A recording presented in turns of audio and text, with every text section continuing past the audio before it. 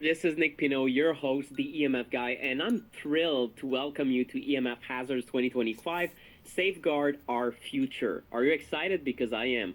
From April 10 to 15, you'll discover groundbreaking insights from 18 world-leading experts on EMF protection. We're releasing the interviews in 3 phases this year, with 6 new interviews becoming available every 48 hours. So we're going to give you more time to listen to these packs of 6 interviews, which is a big bonus this year. So to help you make the most out of this event, let me give you a quick tour into what's going to happen. Right underneath this video, you're going to find our complete schedule with all speakers and their topics. So I encourage you to mark your calendar for the sessions you don't want to miss. For those who love diving deep into the research, you'll also find links to every study, product, website, resource, and solution mentioned by our experts right underneath their respective interviews. We've also created a special page called EMF Solutions in the top menu. It's your one-stop resource for everything mentioned throughout the summit, making it very easy for you to find specific solutions discussed in any session. So don't go about and try to look for resources. It's right there on the EMF Solutions page. So there's each phase of the interview this year will be available for 48 hours before moving to our membership-only section. If you'd like lifetime access to all 18 interviews, simply click Claim Your EMF Package in the top menu at any time. And before you go, I want to make sure I acknowledge our incredible health-conscious sponsors who made this summit possible. Each company that is sponsoring this event was carefully selected based on their alignment with my values around quality, integrity, and transparency. They want to help humanity the same way that I want to help humanity. That's the reason that I accept them as sponsors. So please, in the top menu, there's something called the Virtual Exhibit Hall, and you can click on that and discover what these outstanding sponsored companies that are sponsoring this event are all about. They are leaders in EMF protection and holistic health.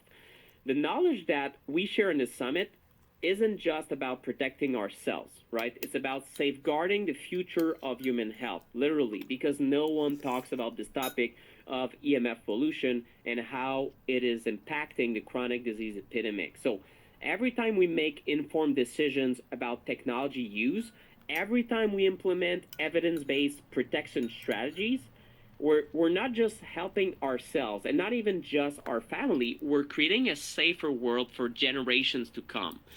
This is my mission. This is my life mission. I've been doing it for 8 years, and I want to thank you personally for being part of this mission. Together, we can ensure that our children and our children's children inherit a world where technology serves humanity and not the other way around. Thank you so much for being here, and please enjoy this online event.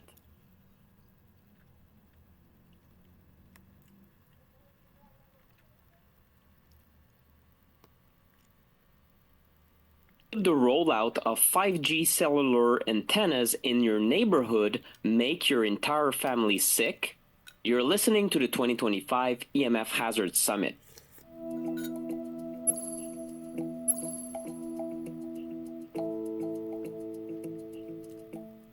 My name is Nick, the EMF guy Pinot, and this is the EMF Hazards Summit, Protect Your Children.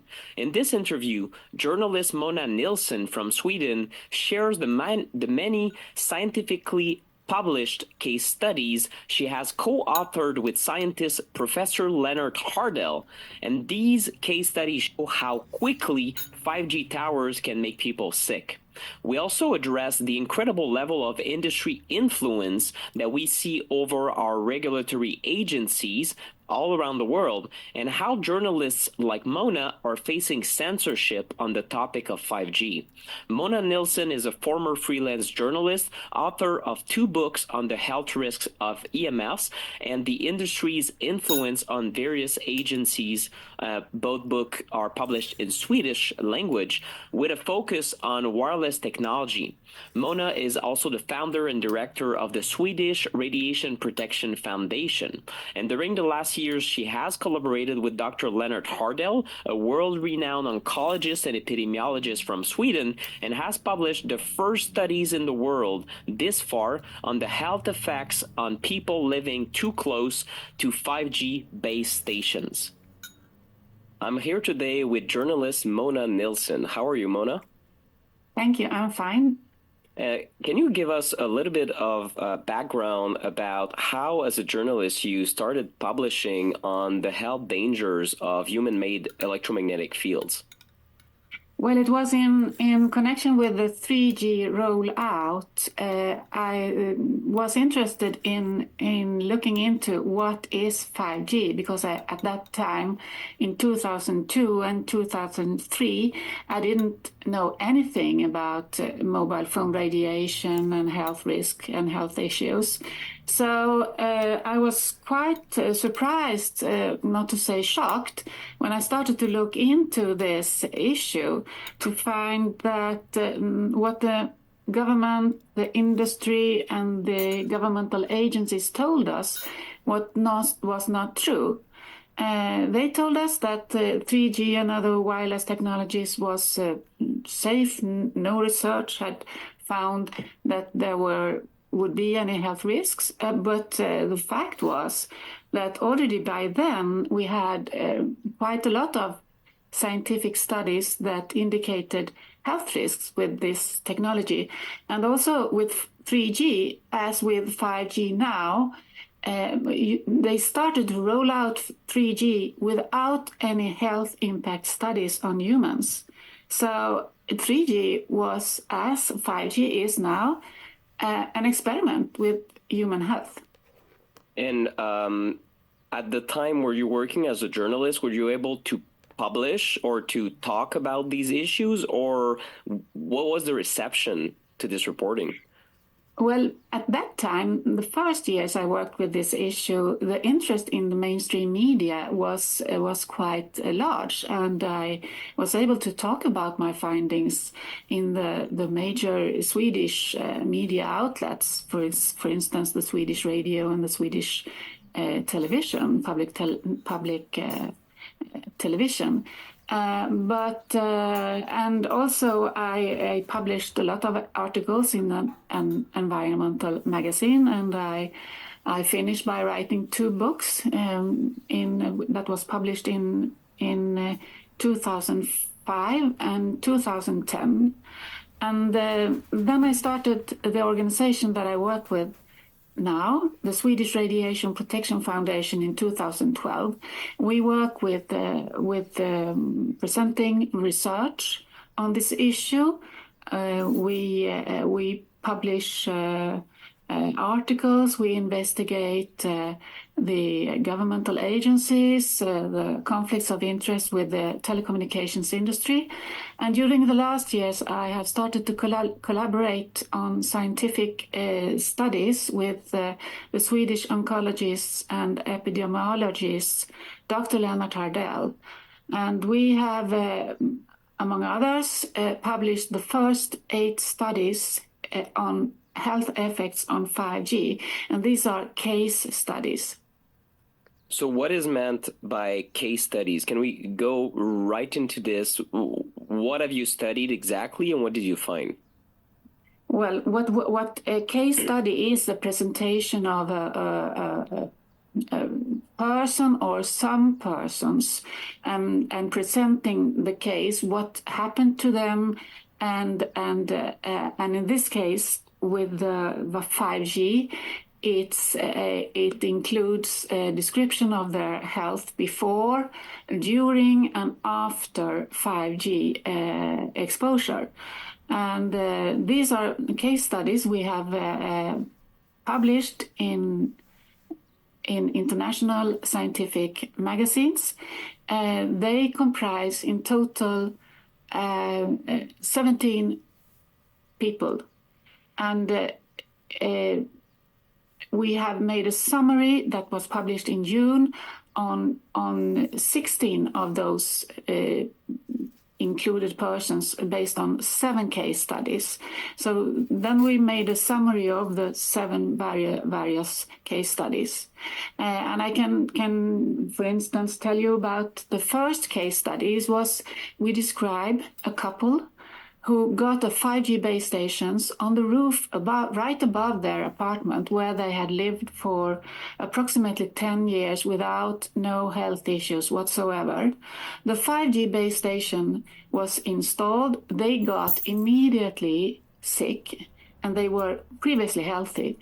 And they got sick within a couple of days with typical symptoms that has for 50 years been described as an effect from microwave exposure. And we call it, and it has been called previously, the microwave syndrome or radiofrequency illness. It has several names, but we preferred to call it the microwave syndrome. And we measured extremely high levels of radiation in their apartment, in their bedroom. It reached the maximum level of our meter, which is 2.5 million microwatts per square meter. And that is extremely high. That's levels that we never measured before from 3G or even 4G. And this level made those persons very sick within 2 days. They had to leave their apartment for good and could not return. Incredible. So, and these levels are 24/7, or as long as they stay in the room, correct?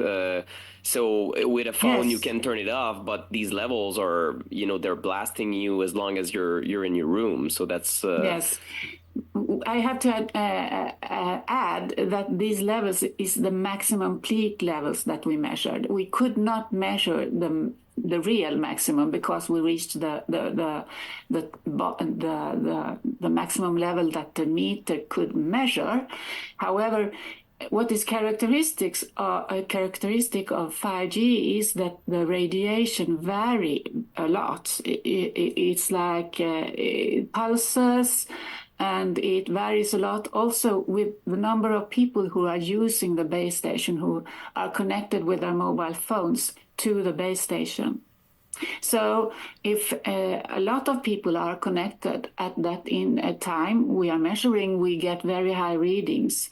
But however, if a few people are connected, the levels go down. And that was true also with the previous technology, the 3G, 4G. But I believe what we have seen so far, that the variation is much more larger with the 5G technology.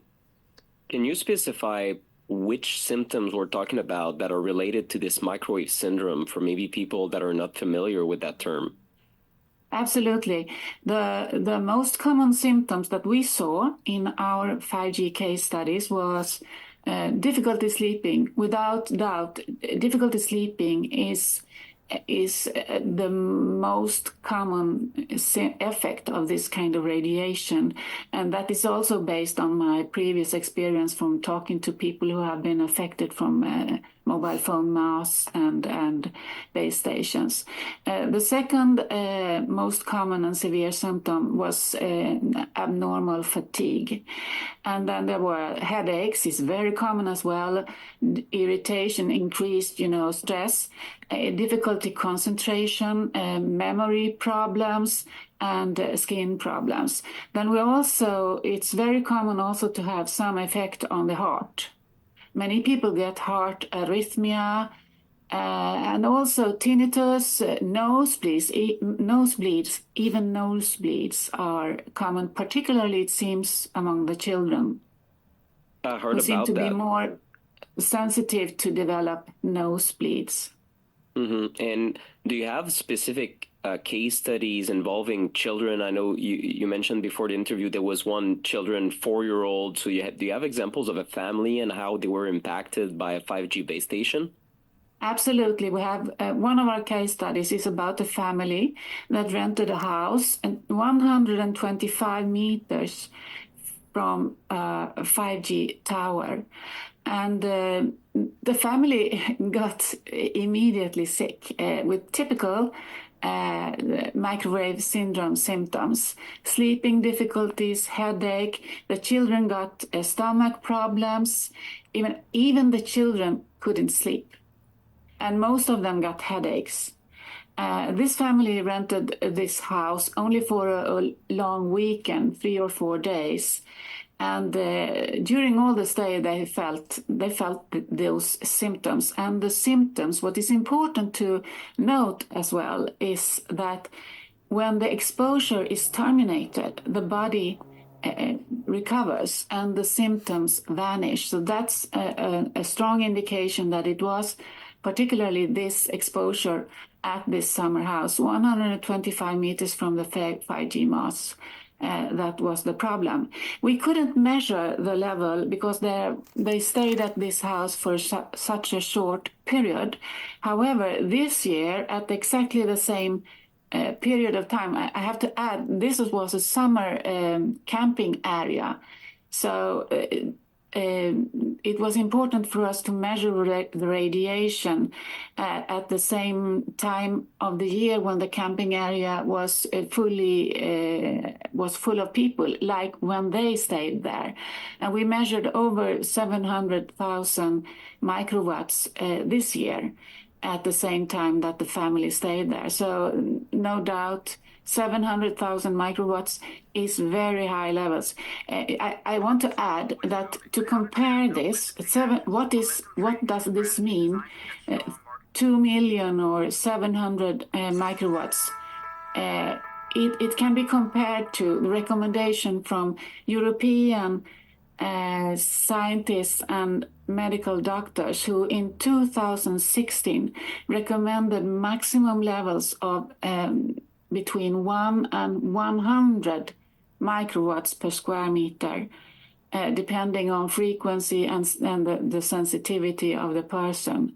So no doubt 700,000 and several million microwatts are extremely high levels. And I want also to add that the shocking truth is that we have no study whatsoever that shows that people can tolerate those levels.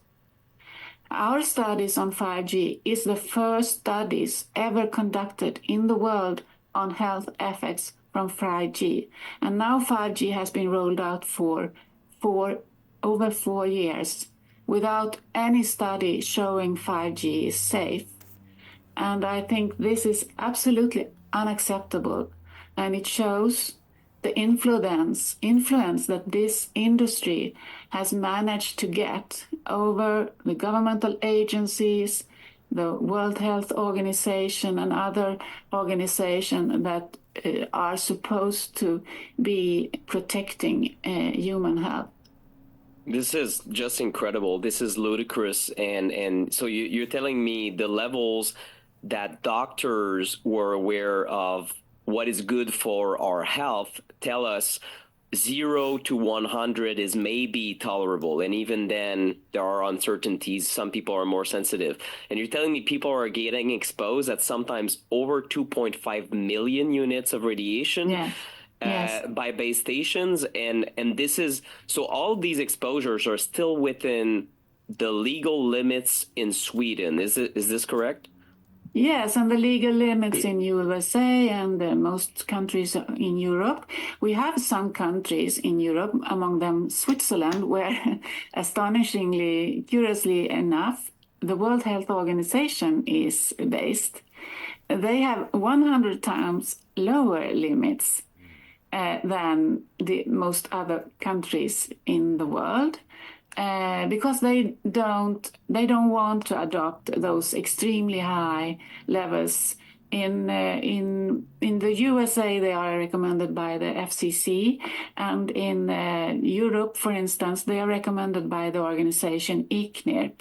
And those limits are only based on short-term immediate effects that are so high that they cause immediate heating. So, and that's the only thing that they protect against. They only protect against immediate heating.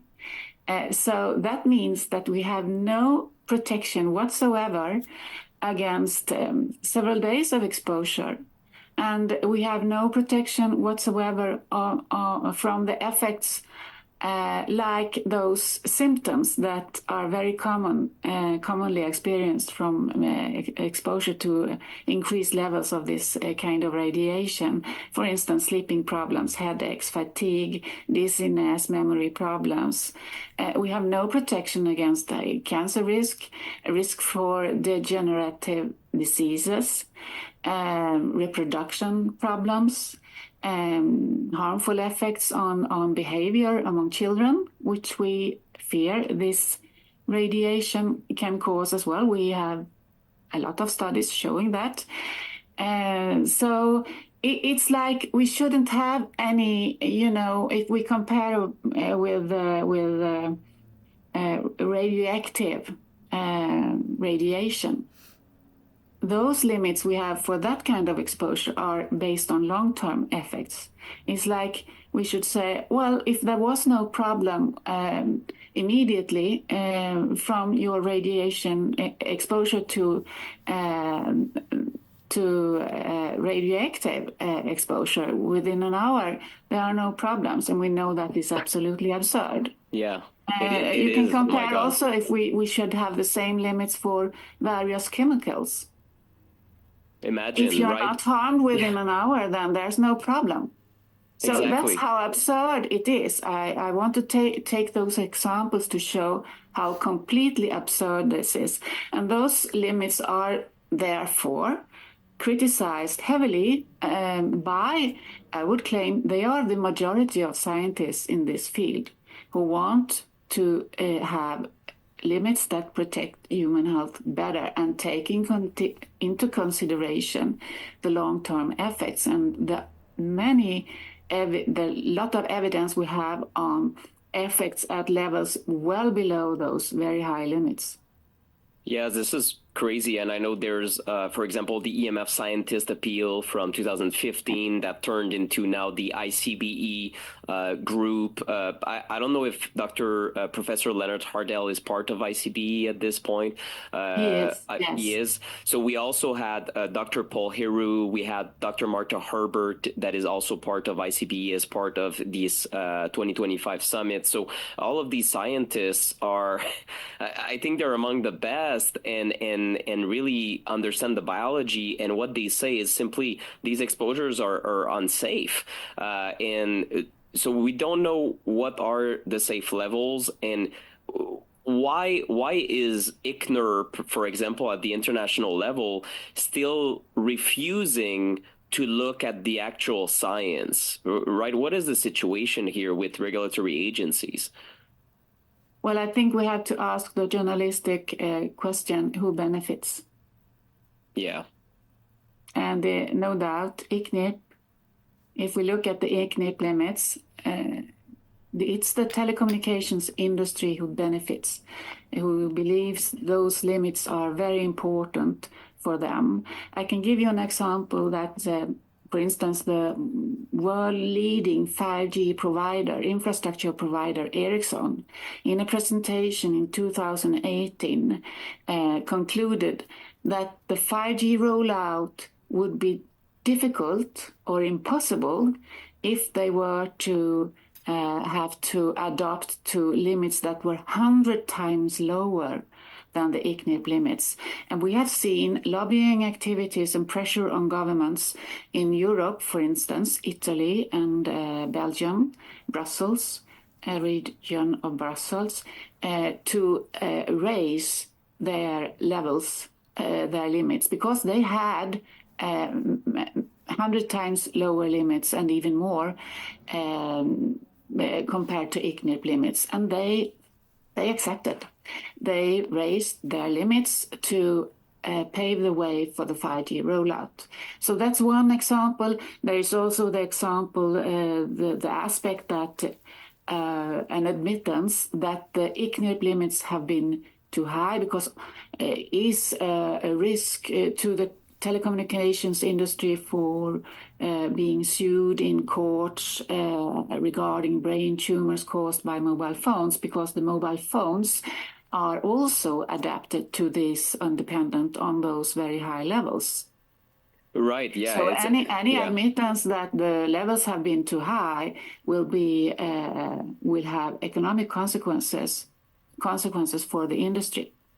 Major. And I know that the reinsurance industry, Swiss Re and Lloyd's of London, I heard they don't insure the telecoms, and that's from several years ago at this point, over a decade, if I recall correctly, right? So the reinsurers say this is a big liability. We won't insure you when it comes to health impacts, because of course they don't believe that the science is definitive and that everything is very safe. They don't believe that a second. At least they see the risk that things will evolve in the future. So do you have insights? You've been doing this work for, over 2 decades at this point. Do you have insights about what is the right way to get involved or ask for safer limits? I know it's kind of ICNIRP as a friend group, they each tap each other on the back. Great job. Everyone is doing a good job. It's kind of a closed, impenetrable fortress at this point. How do you see this evolving? Are you hopeful that with the ICBE, for example, we could have an alternative regulatory agency that is proposed or that takes over the safety limits over the world? And how do you see this evolving, and how can we get involved as citizens? That's a good question. My hope is that I think the media is very important. The media has a very big role in informing the public, and if the public is informed about the health risks and what the scientists' warnings and what the scientific studies really show, then there will be pressure on the decision makers and the politicians to take care of this issue and to improve the safety for the public. We have to recognize that the industry's influence on this issue, on the World Health Organization, on the European Commission, and I know in the USA, the FCC. The FCC had, for instance, for some years, a director who was previously a lobbyist for the telecom industrial organization, which is completely unacceptable, of course. And the World Health Organization is also a captured agency by the industry. It was funded during 10 years by money from the telecommunications industry to handle this issue and to promote the ICNIRP limits. So what we need is to end this capture by the industry over the regulatory agencies, the World Health Organization. We need independent media who informs the public, and then I think there will be, it will go by itself.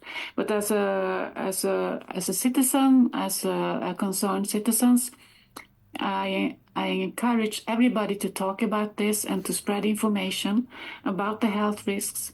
We have a webpage called radiationprotection.se. There are many good other organizations working, for instance, in the US and Canada and other countries in Europe who inform the public about the health risks. And we have the ICBE-EMF scientists who are doing an incredible job by informing the public and working for better protection.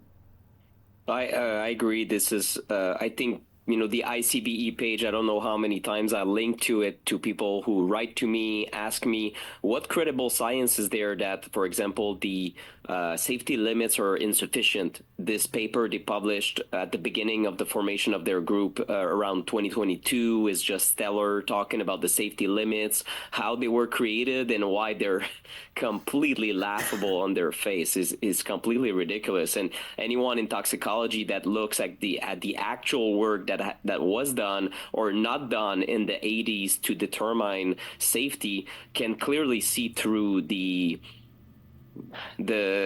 joke that they are, really. So no one is really protected at the moment, and I just hope that I can be part of this independent media, and you also are part. Are you still able to publish on this topic? Are there media what is the situation in Sweden? No one wants to receive the topic. It's worse than ever. It's complete censorship or combined with spreading bad rumors about you. So smearing, it's absolutely, it's like a nightmare. It's like the former previous Soviet Union, the media in Sweden today. What is this? It's terrible. But I'm glad that on the international level we have some very good independent media, and I hope those media can grow and can understand and publish articles about this very important issue to inform the public, because now the public is forcefully exposed without their informed consent in their own homes, which I think is absolutely unacceptable, even criminal. I agree 100%. I hope that with independent media, I see more podcasts around the world being more powerful than legacy media, Joe Rogan and alternative health media. I don't see them discussing human-made EMFs much. So I still think that, unfortunately, EMF is somehow attached with this idea that this is a fringe topic. Pesticides, yes, we talk about it. Microplastics, we talk about it. We talk against Monsanto. And then EMFs, not so much. There's a discomfort around the topic, but I think it will end eventually. And I do hope that with independent media, such as this summit is kind of part also of independent media. I can say what I want. It's my website, it's my summit, and we have around 40 to sometimes 60,000 people listening. It's a small corner of the internet, but I hope that through grassroots efforts, we can spread this information, talk about these dangers, and then make everyone involved, from the industry to politicians, aware that, look, we're demanding safer technology. So I'm really, really grateful for your work, for the case studies that you published. I will link to all of them underneath this interview, of course, because people can review them. They can send them to school boards, regulators, politicians, and they're undeniable, right? And your work and your background, along with Professor Hardell, who has just a very prestigious scientific background, it's undeniable that this has been published. And I haven't seen anyone say, these case studies are completely false or anything like that. So now it's there. It's there for everyone to see. And I think it will be massive. I'm so glad that you have published these and that you continue doing this work. And thanks for your courage and for your tenacity, even in the face of all this censorship that you're facing. So really props to you for doing this work. And you're a very inspiring figure for me, trying to do the same in a sense and follow in the footsteps of people that have been tackling this issue for decades. So thank you so much. Thank you. I just want to finalize with the concern about the children growing up in this environment today, in this radiation soup from the 5G. The levels in towns and cities where there is a lot of 5G base stations are extremely high and dangerous. And children are particularly sensitive because their brain and nervous systems are continuously developing. So we need to do something, if not only to protect those small children who are completely dependent on the grown-up, to protect them. Thank you so much for these words. I agree 100%, and it goes through many things we shared during this online summit are about individual responsibility. So even there are cell phone towers, sure, and they are very concerning exposures, and in some situations they need to be avoided. You literally need to move, but also individual responsibility of how you handle your devices. And if you don't decide to hand a tablet or a phone to the kid every day, all day, you're doing great, right? You're trying to restrict the amount of radiation. So that's also something that's going to be discussed throughout all the interviews. So thank you for these parting words, and thanks again for your work and for your presence. Thank you. I really hope that you liked this presentation. If you want to take action on what you just heard, you'll find links to everything that was mentioned by our guest speaker right underneath this interview. If you love the summit and want to own the recordings in audio, video, and written form for all of these 2025 interviews, make sure to click the buttons on this page to get the 2025 EMF pack. This EMF pack is heavily discounted during the summit launch and for a very limited time. Remember that every purchase supports my work as an independent citizen journalist, as well as the nonprofit partners that are associated with this summit. Thank you for your attention and support, and I'll see you in the next presentation.